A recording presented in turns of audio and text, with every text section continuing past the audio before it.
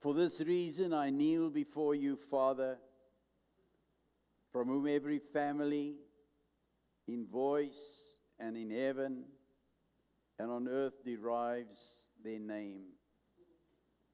I pray that out of your glorious riches you may strengthen voice these whom you have given us with power through your Spirit in their inner being, so that Christ may dwell in their hearts through faith.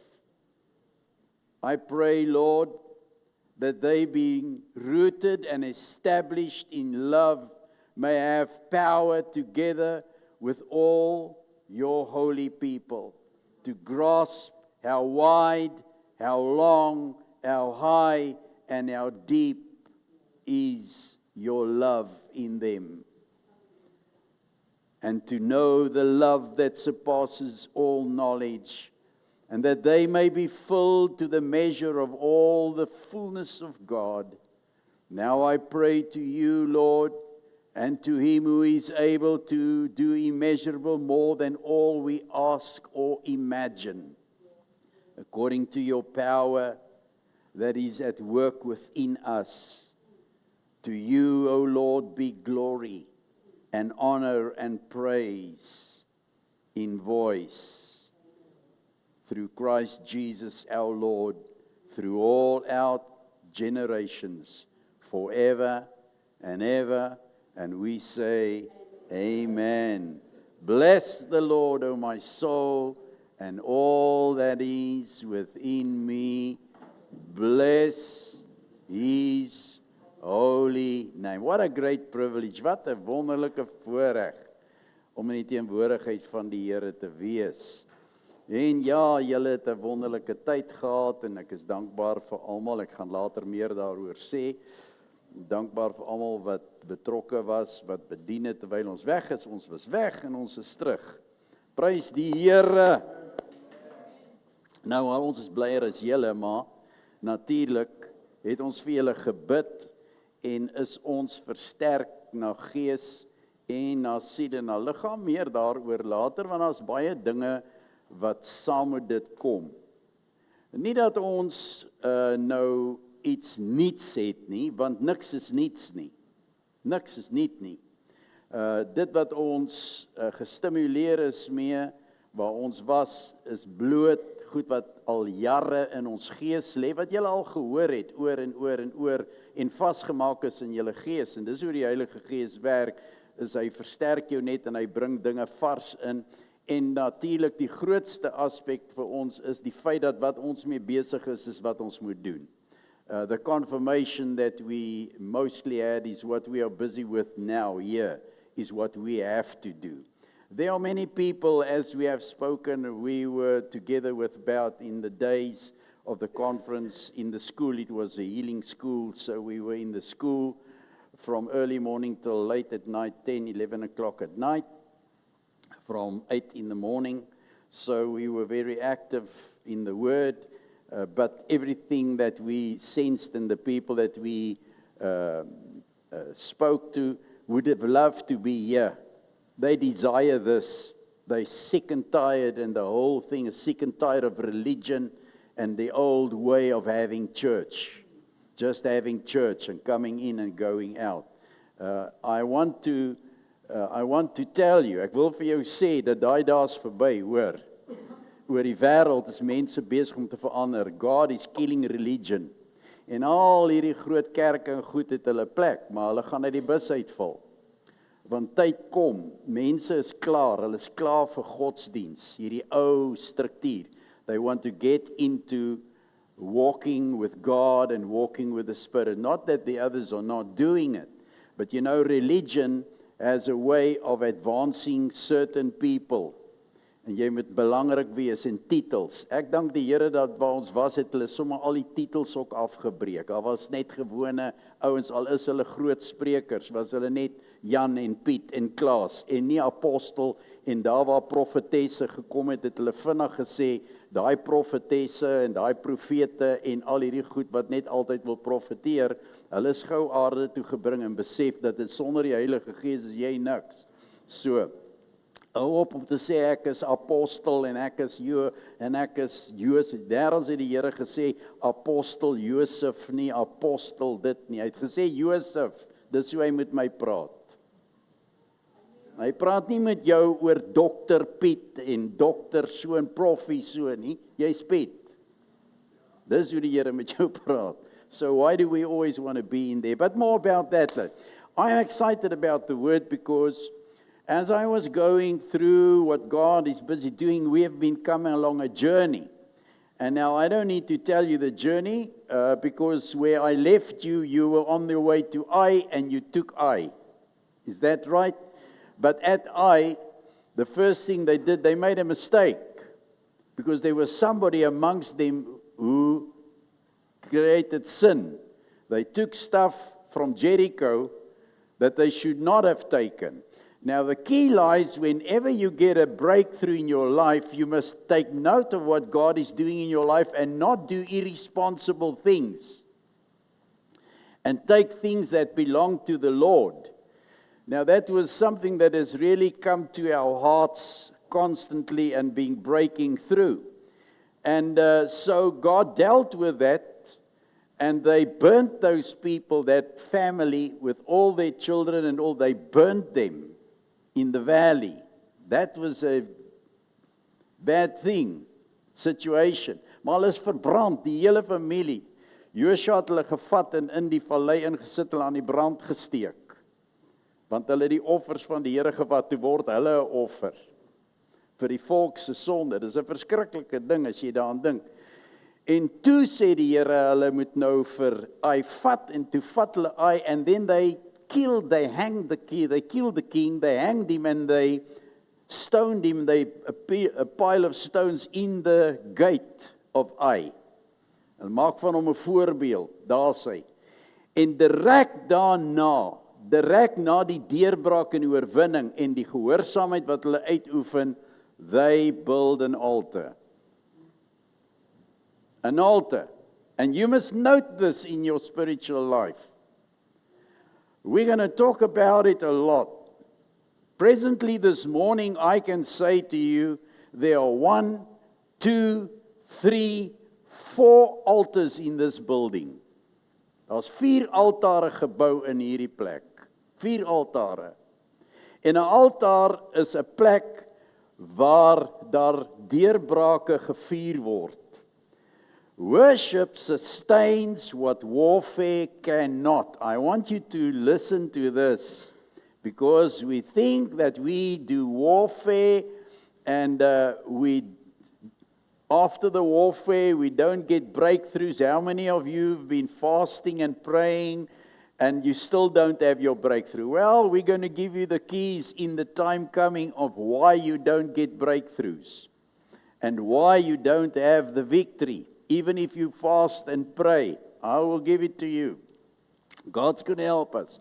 But what I find in Joshua chapter 8, verse 30 to 35 is the first thing that Joshua does after the victory over the king of Ai and the city.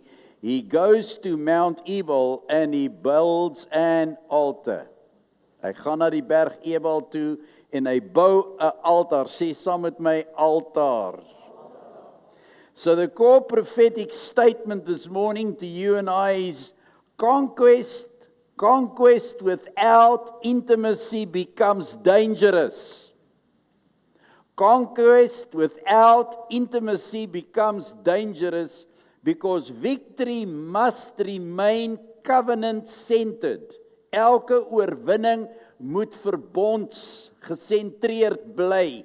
Jy moet teruggaan na elke oorwinning wat jy bereik in jou lewe, moet jy leer om vir die Here 'n altaar van danksegging en lof te bou. Now, why do I say there are 4 altars? Well, right in front here, you'll see there's an altar. That's an altar. It's a place where there's thanksgiving. On that altar, there are the stones that you put there with your name on, before the face of God as a remembrance of your commitment on that day when we came through. on that message. You wrote there and you made a commitment to the Lord. So you must give thanks to the Lord for what He's doing, and that's in remembrance before the face of God. That's one. The second altar that you find here is this altar. This is the place where you put your finances on.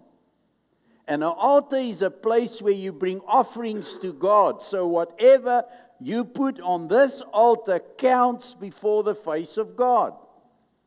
If you have a wrong attitude there or a wrong attitude here, you think God's going to accept it? No. So this is an altar. The next altar you find in this place is the table you're sitting around. Because wherever the blood of Jesus and the body of Jesus is put on, it was put on the table of the Lord, which was a holy sacrament and covenant with God. So sitting around the table this morning becomes an altar where you are going to offer what you have in your heart towards God when you come into a discussion. So understand that this is something special happening in this house. Every Sunday you are sitting around the table. Every Sunday you are bringing your offering. Every Sunday you are bringing your heart. The next altar is your own heart. You are a living altar. You are a moving altar. In your heart, you have accepted the blood and the body of Christ, and you have been redeemed, and you've been sealed, and you are in a covenant relationship. What is on your heart? So, this proves to us that in all facets, every part of what we go through, whether it's in my home, which is another altar, and I trust your home is an altar of worship, a place where you worship, a place where you do thanksgiving, a place where you give gratitude to God, a place where you bring holiness into your house. So every time you get in that, it brings in intimacy, your intimate relationship with God. And whenever you have a victory and you don't go back to your altar to say thank you and worship God for what He has done for you, you are on dangerous ground. Because the enemy will attack you and you will not have a place to go to because you do not acknowledge the altar of God. So this is a place of covenant where there's a center where I go back to, where I worship and where I praise God. After every hidden victory, there is a priority. What is the priority? Listen. Remember when we came through Jordan, what did they do? What was the first thing Joshua did after the Jordan? They built an altar. What was the first thing after they defeated Jericho? They brought an altar to God, thanksgiving. What was the first thing they did after they were restored at Ai? They built an altar. So momentum, say with me, momentum is building. Momentum is building. Enige beweging in jou gees bou jou op. Enige verandering wat God in jou hart bewerk in jou lewe, bring vooruitgang. So, wat is die belangrike aspek wat ek en jy moet onthou? Let's keep moving. Never stop moving in your spiritual life. You constantly have to move forward. Listen, in this moving, Joshua does something unexpected. Na hierdie oorwinning, stop hy. He stops. How important is it for you and me after every day to stop and think what God has done for me today? Stop And let me tell you what the good Lord has done for me. Do you know that song? As jy ou Pinkster is, stop and let me tell you what the good Lord has done for me. He healed my body, saved my soul. He baptized me and He made me whole. So stop and let me tell you what the good Lord has done for me. Ek dink die ou Pinkstermense het meer getuig as ons. Want dis die goed wat ons gesing het in die kerk. Ons het nogal lekker aan die brand geraak met hierdie songs, want dan spring die mense so op, hulle uit die bank uit, jy kry nie tyd nie, want jy moet vinnig wees as jy wil hardloop, want jy moet vorentoe hardloop, nie sit nie, jy hardloop vorentoe en dan sê jy stop, en stop jy hulle, dan sê jy, ek wil net vir julle vertel wat die Here vandag vir my gedoen het. En so het ons kerk gehou. En die naam van die Here groot gemaak. So let us stop and just tell somebody now, what has God done for you this morning? Tell them now, please. Tell the person next to you what God has done for you this morning. Sê vir iemand, sê vir jou vrou Chris, wat het God vir jou gedoen? The fact that you're breathing is enough to tell that God has been good to me. He's raised me from my bed. I had a meal this morning, or I had coffee, or I had tea, or I had something. In fact, you drove here. What's the problem? You have something to be joyous about. But we forget to give God the honor. We have to build constant altars.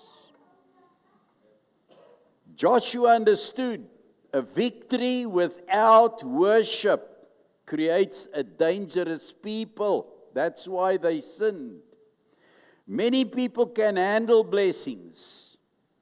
Many people can handle increase. Many people can handle opportunities that come to their life. And many people can handle influence that come to them. But the question is this morning, can you remain surrendered when God gives you success? Can you remain a worshiper when your blessings are released upon your life? Can you do that? You see, the greatest test is not always whether you can enter a promise. That's not the thing. But sometimes the test is whether you can stay close to God. Dis die vraag. Dis nie hoeveel oorwinnings jy behaal nie. Die heerlikheid van die Here kan oor jou uitbreek, maar die vraag is, kan jy naby aan die Here bly? Wanneer dit goed gaan, wat word van jou lofprysing? Wat word van jou lewe? Because you always need an altar before advancement. Voordat jy verder kan gaan as Ai, voordat jy nog Jericho toe gaan, voordat jy Gilgal toe gaan, kom ons begin terug daar. Voor ek gaan, moet daar eers 'n altaar van dank gebou word en erkenning aan die Here gegee. Sê, ek moenie vergeet om daagliks aan God erkenning te gee in my huis en in my lewe en op my altaar my offer van dank te bring nie. It is God that brought us here. It is God that carries us daily. It is the Holy Spirit that uplifts you and I. And when we learn that advancement comes through the fact that I have an altar where I say, thank you, Lord. Joshua 8 verse 30 says, Joshua built on Mount Ebal an altar to the Lord. He built an altar. Notice the sequence. Notice the sequence. God did not tell Joshua, build bigger weapons. God never said to Joshua, do more warfare. Die Here het nie vir jou gesê, gaan nou en dan gaan doen jy groter dinge vir my daar, dan gaan jy sien nie. Die Here sê nie vir jou gaan vas nou 40 dae nie, dis nie wat die Here sê nie. Nee, hy sê bou 'n altaar. Dis al wat die Here sê. Build an altar. Why? Because conquest is never sustained in human strength. Any victory and any conquest in your life is sustained by the relationship and the intimacy you have with God personally. The time you spend with Him. Die tyd wat jy met God spandeer en wat jy vir hom dankie sê en hom lofprysing is belangriker as al jou offers wat jy nou verder bring en jou opoffering en die goed wat jy doen en die tyd wat jy op sy sit. The meaning is that we need to be sustained by a covenant relationship. What is your covenant relationship? So what does the altar represent? If we really want to understand, first of all, surrender. The altar always, whether you come to that altar, whether you come to this altar, you have to surrender something. Jy moet iets afgee. Maar as jy dit nie afgee nie, as jy dit nie offer nie, dan is daar niks. Dan kan daar niks vandaan kom nie. So, it asks of you to give something before claiming your territory, before taking what belongs to you through God, before taking, you have to be surrendered in yourself. Jy moet jouself oorgee. Alles wat aan jouself behoort, moet jy oorgee. En dit is een van die grootste probleme wat ons deesdae het in ons lewe. You can ask yourself, what are the altars that you offer on? Weet jy, as jy begin offers op altare sit, dan sien jy, hoeveel altare het jy persoonlik in jou lewe, wat ander gode dien. That was one of the main things that touched our lives this week when we were there. They called the conference Idols Riot. Afgode. Wat is riot? Oproer. Die oproer van afgode in ons lewe. Nou ek mag sê, nee, ek het geen afgod nie. Maar waar jou hart is, daar is jou God. En as jy agterkom hoeveel tyd jy spandeer aan goed wat nie die Here is nie, maar wat jou belange is, vir jou, alles oor jou, dan begin jy 2 keer dink oor die goed.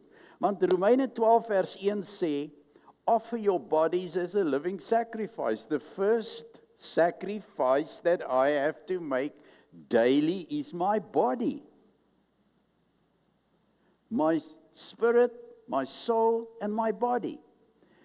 How much time have you and I spent this morning before we came here? What was more important for me to complete before I came? Then we come into the presence of God and we want to see miracles and we just want that. But we don't want to spend time at the altar. Which altar? The altar of my own heart before I even come to my family. What is it that I spend with God personally, my stilte tyd? Nee, maar ek is 24 uur van die dag, is ek in die teenwoordigheid van, ja, dis die waarheid, maar jou kop is nie 24 uur van die dag daar nie. So dis daai oomblikke, daai 10, 15, 20 minute wat jy spandeer met die Here, wat saak maak, because we have to listen to hear His voice. Wees stil en be still and know that I am God. So not only is an altar a place of surrender, but an altar is also a place of relationship. The altar says, we do not want only your promises. We don't only want your promises, we want your presence. Jy het vanmôre jou hande in die plek opgesteek. Het jy jou hande opgesteek in die plek? Het jy jou hande opgesteek in die plek? Sê vir my, toe jy jou hande in die plek opsteek, wat het jy beleef? Tell me. Tell me, what did you experience when you lifted your hands in this house while we were worshiping? If you were sensitive for the Spirit and you did this, like now, you will feel power. It's asof jy jou hande in die heerlikheid insteek. Try dit. Just do it. Just go there. It's as if you push it in. You'll feel. It's nie suggestie nie. Nee, ek ken die salwing. Ek weet waar die salwing is. Wat was op jou toe jy gesing het, Chris? Waarom breek jy sommer op en huil? Wat was op julle? Wat was op julle terwyl julle gesing het? Toe julle so weggeraak het, wat het met jou gebeur? Sommer maar net iets. No. That is the anointing of the Holy Spirit. You don't need to be, jy word nie nodig om opgesweep te word nie. You just need to sit. As you sit here, you experience the power of God. Because I know He's here. Ek weet hy is hier waar ek staan. En ek is nie die enigste een in hierdie plek nie. Hier waar ek staan is die teenwoordigheid van die Here, dan sy in hierdie hele plek. You know why? Because this place is dedicated to God this morning. So all of us come here because we are dedicated to hear what God is saying to us and to move with Him. And we will not move without Him. Amen? Dis hoe die Here met ons werk. We have offered our bodies as a living sacrifice, so we came to worship. Here I am to worship. Here I am to bow down. Here I am that you're my God. Just doing that in the presence of God. That's why corporate worship is so important. We've seen miracles when we were up there. While we were worshiping, people were healed in the congregation. Not coming out for prayer, creating a prayer line to say, now come here and sit here. While we're ministering the word, God heals people. And that's what we are trusting God for. And we know it happens that when the word is ministered or worship is done, that people are healed without hype. By the power of the Spirit. That's what an altar is for.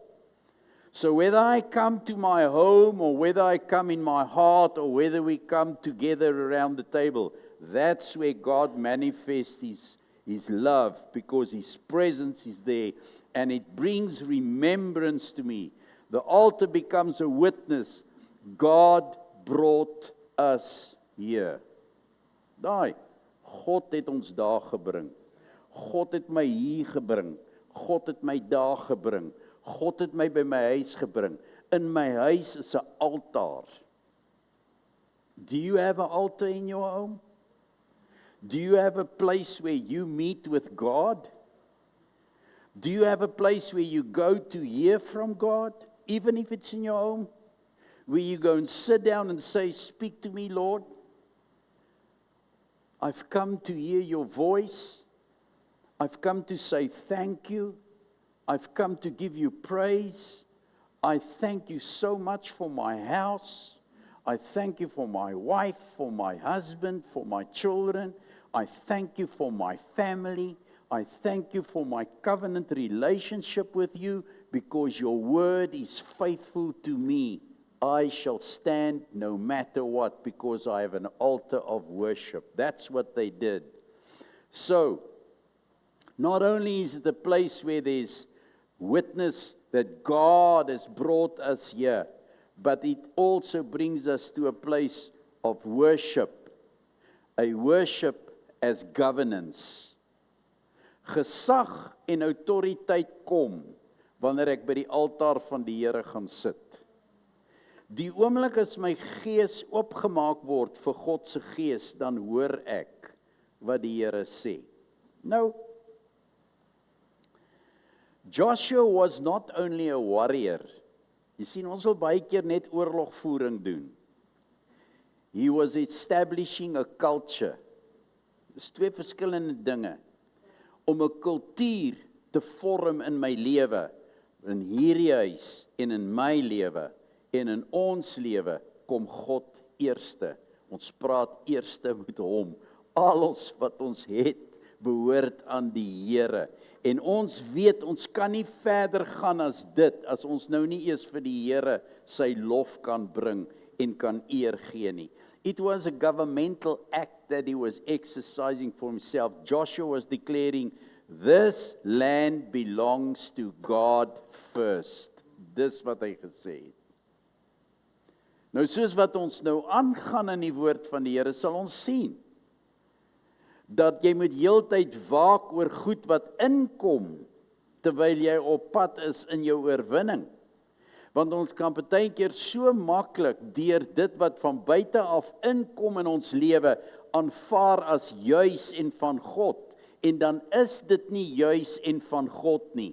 Daarom het dit so nodig geword dat ek en jy sensitief sal wees vir inspraak van die Heilige Gees en ons verhouding met hom verdiep sodat ons kan hoor wat die Here vir ons sê. It's necessary to be close to the relationship with the Holy Spirit because Joshua was declaring that this land belongs to God first. Before Israel governed territory, they acknowledged God's authority.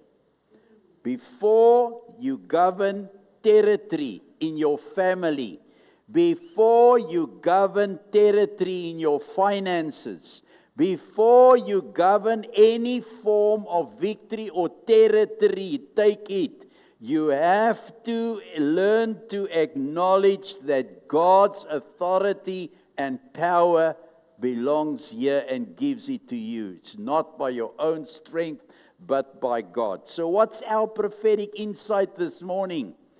True kingdom leadership. True kingdom leadership begins at an altar. Die eerste ding wat Abraham gedoen het, nadat hy met Melchisedek ontmoet het, die eerste ding wat hy gedoen het, hy het 'n altaar gebou.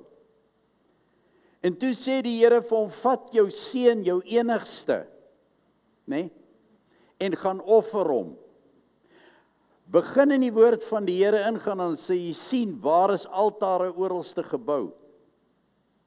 Van die Ou Testament reg deur tot die Nuwe Testament, tot in Openbaring is die altaar. Daar's elke keer 'n offer aan die Here. En toe Abraham sy seun offer, when he offered his son, what did God do? God stopped him. And what did he give him? A ram. What do you see? What do you see? Call it out loud. Ram. What does ram stand for? God gives revelation, God gives application, and God gives manifestation. God will not give you a truth if He does not do it this way. This is the sequence of God's manifested workings and Spirit in your life. Whenever the Holy Spirit works in you, God provides His own offering. He doesn't need yours, He looks at your heart, and when you bring and you build the altar, God will supply. You have never gotten your own finances. Kom nou, jy jou geld gekry. Die geld wat in jou sak is en in jou bankrekening is en myne, kom van die Here af.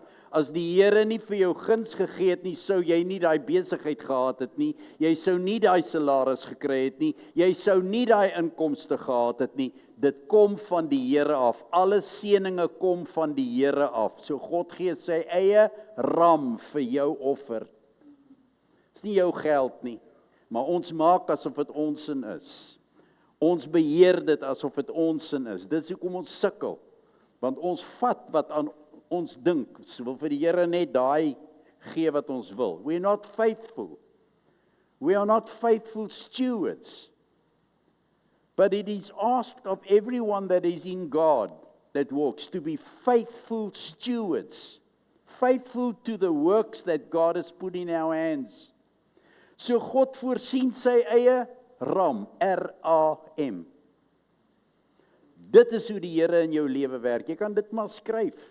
You're going to see it. I'm going to talk about it. You always first get a revelation of what you have to do and where you have to go. Then God will help you, give you the application, how to apply it in your spiritual life. And then you will see the manifestation of that. And then the fourth thing that will happen, you will be activated. You will be activated. What does activate do? Activate brings the whole manifestation of God's provision into your life, and you will see it, and you will move with that. So the revelation is the altar was not just a religious moment. It was a governmental act. 'n regeringshandeling, 'n gesagshandeling. Die oomblik toe hy die altaar bou, toe kom die heerlikheid van die Here. Toe kom die salwing, toe kom die deurbraak, toe kom die oorwinning, toe kon hulle die volgende fase vat. You cannot take the next step if you haven't overcome this one. Everything that God does, He expects you to thank Him. That's the key. Alles. Wanneer ons hierdie maand deurkom, dankie Here. Dankie dat alles betaal is. Dankie dat alles gedoen is. Dankie Here vir die kos. Dankie Here vir die voorsiening. Dankie Here vir die brandstof. Dankie Here vir dit. Dankie vir die land. Dankie vir my huis. Dankie vir die omgewing. Dankie dat daar vrede is. Joshua was declaring that God is great. So what happens? A person can have influence. Jy kan invloed hê sonder verhouding. Without intimacy, you can have influence. You can also have authority without surrender. You can have authority. You can be a big, strong person and have much authority, but you have not surrendered your life. You can have success in this world without the presence of God. There are many people that have success without the presence of God. But eventually the foundation will crack. Daarvoor sal die fondasie begin kraak, want as die fondasie nie reg gelê is nie, kan niks gebou word nie. So listen to this in Psalm 127 verse 1. Unless the Lord builds the house cannot stand. Voice, as die Here ons nie bou nie, kan ons nie bly staan nie. Wat doen Joshua? What does Joshua do? If you read that portion, you'll see that he wrote the whole law on every stone. Hy het dit op daai stene, daai klippe wat geen yster opgekom het nie, geen bytel en geen hamer nie, rou stene, klippe, het hy die altaar mee gebou, maar op daai rou klippe het hy die wet geskryf, want as ons nie praat nie, sal die klippe uitroep en God heerlikheid gee. As ek en jy nie dank kan gee aan die Here nie, daar's 'n altaar wat sê, op hierdie klippe is die wet van die Here geskrywe, sy naam sal hier groot gemaak word. Amen. So Joshua wrote the law on the stones, and this is very significant for us. Why? Because the altar and the word stands together. Die altaar en die woord in jou lewe staan saam. Die woord kan nie sonder 'n altaar daar wees nie. The word cannot be without an altar. Why?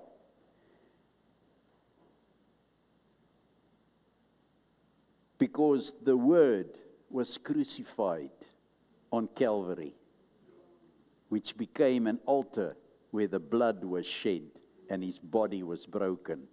That is why this table becomes another altar in the now, where his body and his blood is, where we are bringing into remembrance his body and his blood for our lives. That's why when we sit around the table, we are actually applying Calvary right back in the center, but also the resurrecting life of Jesus, that He arose, and that's why we are alive. Give the Lord a hand. So the altar and the word stands together. Sê saam met my, die altaar en die woord staan saam. Sonder die woord is daar geen altaar nie. Sonder die altaar is daar geen woord nie. Kry dit. Get it into yourself. So what's the revelation for you? Worship without truth becomes emotion. Worship without truth becomes emotion. And truth without worship becomes religion. Truth without wisdom, without worship, becomes religion. God brings both together. He takes the altar and the word, and He brings it into equality in worship. So when must ever I worship God, I must make sure that my altar is purified.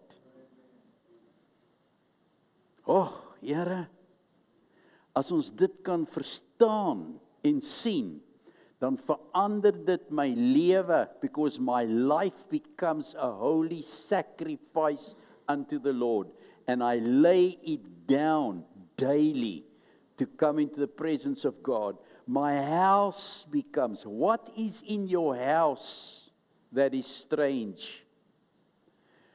To Israel, toe die volk gegaan het, hulle het mos daar op 'n tyd het daai ander mense die ark van die Here gevat. Nee, toe sit hulle om daar langs Dagon. Onthou julle? Die God Dagon. Die volgende môre toe hulle daar kom, toe lê hy op sy gesig. Die Dagon, die God. Toe het hy omgeval. Hoe het hy geval? Sê vir my, hoe het hy geval? Gaan lees dit. Hy het op sy gesig geval, want elke knie sal buig.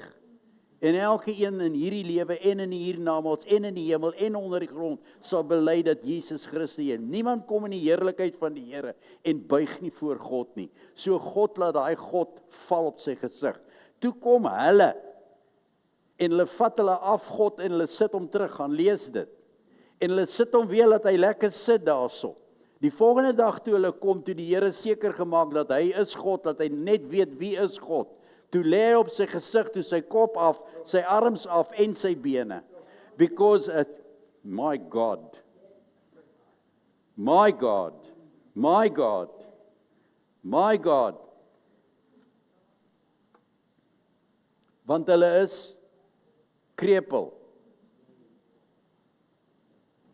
Hulle is gebreklik, hulle kan nie werk nie. Hulle is blind en hulle is doof, dis demonies. En hulle is stom. Daai gode is stom, hulle is blind, hulle kan nie hoor nie, hulle kan nie werk nie, hulle kan nie loop nie, is 'n dooie stuk ding wat daar sit. En God maak seker dat ons kennis weet. Jy sit nie die heerlikheid van God in jou huis langs Dagon neer nie, want dan val jou huis op sy gesig. People want to know why things are so bad in our family. All of us. That's why we don't go into things and start finding out, what do we have? Ek kom in huise in, en nie hierso, nou nie een hier gekry, want ek sal jou bestraf. Maar hy al baie by, dan sê hulle, gaan sien hierdie mense, dan kom ek al voor, dan sit Boeddha by die voordeur as 'n deurstop. Sit Boeddha beeld daar. Vet met sy pens en sy uitpeel oë. Sit hy daar. Ander het apies en goed wat hulle sit in hulle huis vir deurstoppe. Wel, ek het nie daai demone by my nie. Sê nee, dis niks. Well, it's the idols that I put in my home. So I don't want any idols in my home. I don't want anything that brings disturbance to the spirit. What I will bring in my home is the things that honor God. And I'll make sure that it's there. And therefore we must look in what we are adding into our homes and do, so that we can get the breakthrough. Because every time we do that, we will advance.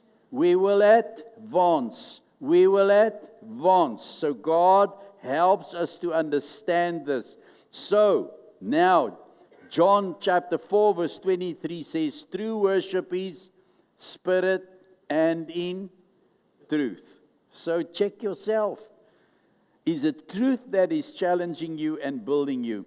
So, let's go further.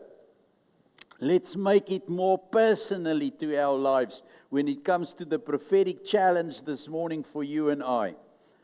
After God answers your prayer, whose prayers have He answered? After the breakthrough has come, who has had breakthroughs?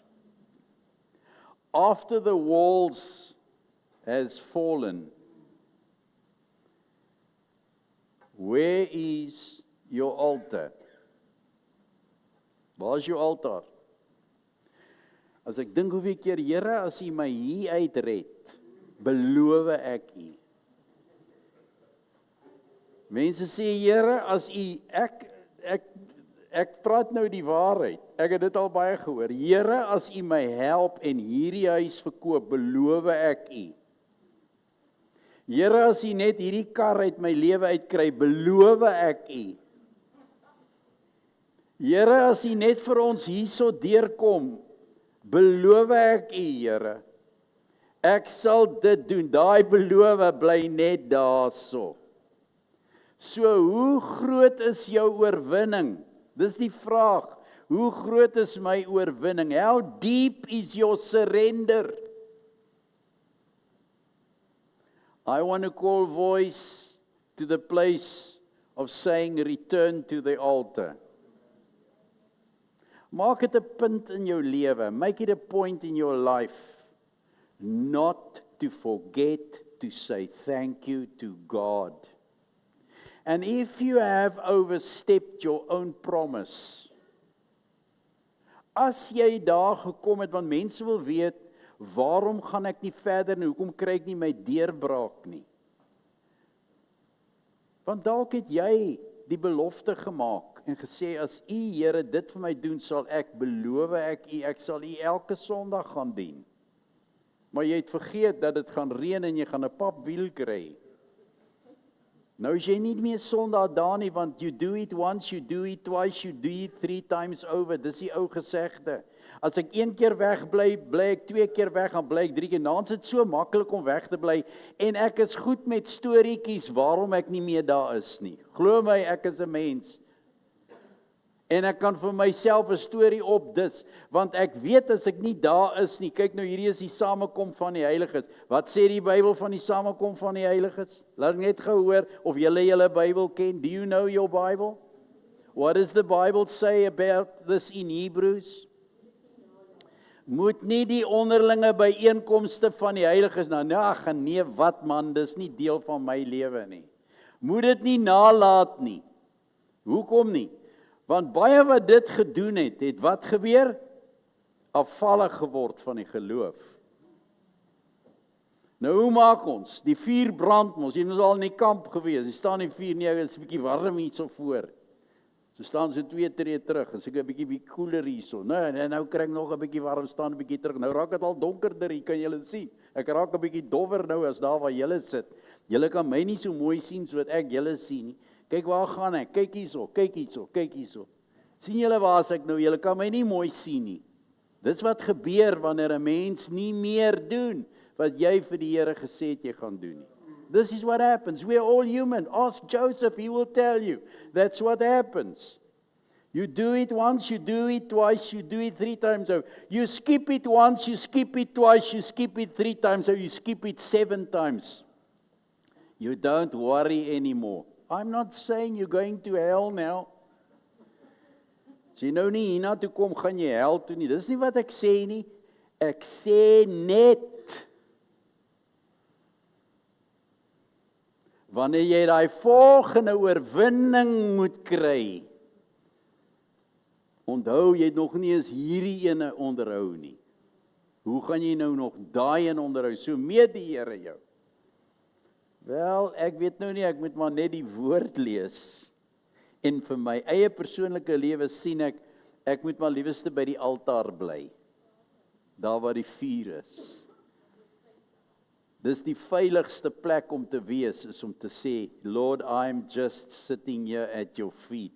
And I trust you will do that. Lord, rebuild your altar in me. Just say it with me. Lord, rebuild your altar in me. Herbou u altaar in my lewe. In my persoonlike lewe het ek dit meer as een keer agtergekom, is dat ek wegstaan en ek dit nie meer doen nie. Ek het 'n commitment gemaak, dan doen ek dit nie meer nie. So I want you to declare with me, my victory will never replace my worship.